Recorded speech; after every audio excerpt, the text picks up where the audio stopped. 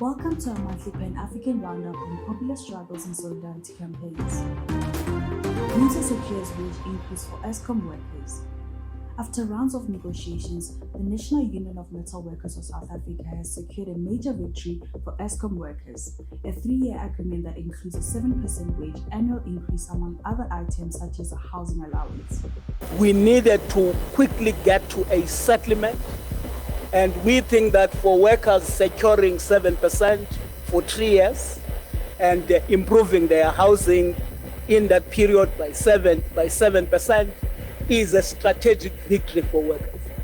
Are there global alternatives to a unipolar world system?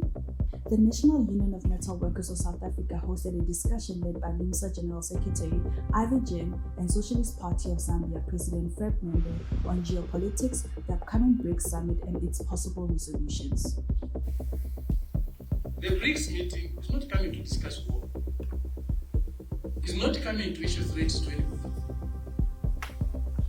It's coming to discuss how to deal with the problems that affect us today, with the majority of humanity.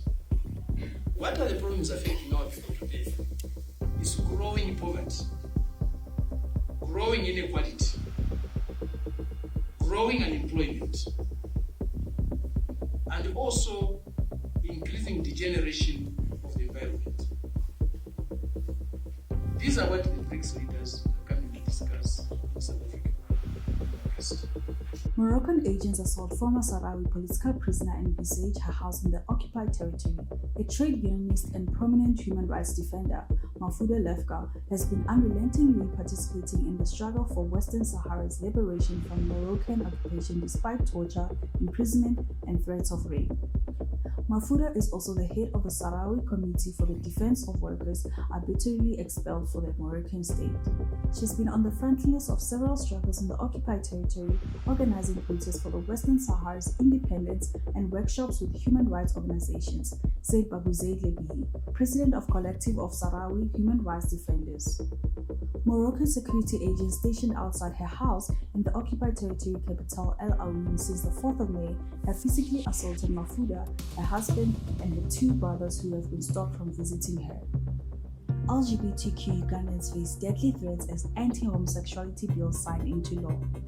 Ugandan President Yoweri Museveni has approved an anti-LGBTQ law that makes the offensive of homosexuality punishable by life imprisonment and even death. While same-sex relations were already criminalized under Uganda's penal code, the new legislation goes much further, posing a grave threat to LGBTQ people in the country.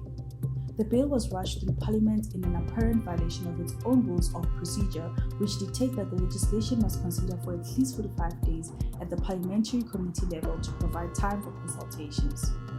South Africa's social movements lead resistance to organized xenophobia and state inaction. Since 2021, a vigilant group called Operation Dudula has carried out actions targeting people perceived to be foreign nationals. A group of social movements, including the militant Czech Brothers movement, Abahlali Besendondolo, have gone to court against Operation Dudula and the alleged complicity of the South African state. With a name that translates to 4 South in isiZulu, Operation Dudula first made an appearance on the 45th anniversary of Soweto uprising in 2021, when a group of protesters armed with weapons marched through the Soweto township on a clean-up mission targeting businesses owned by foreign nationals. Since then, the group's members have regularly incited or been directly involved in acts of hate of speech, intimidation, and violence against people they perceive to be immigrants, including through forced evictions, shut-down notices delivered to businesses and stores, physical attacks, and obstruction of access to public services. Artists build solidarity with Palestinian struggle.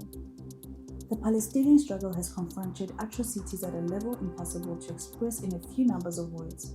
Not only has the resistance movement continued to grow, it has also generated a tradition of art, literature, and culture that inspires and nourishes people in the struggle against imperialism across the world. In recognition of the 75 years since the Nakba in May, the International People's Assembly urgently called on artists across the world to make work that expresses our international solidarity with the strength, steadfastness, and resilience of Palestinian struggle. As the campaign in solidarity with Palestine is ongoing, so is the call for art.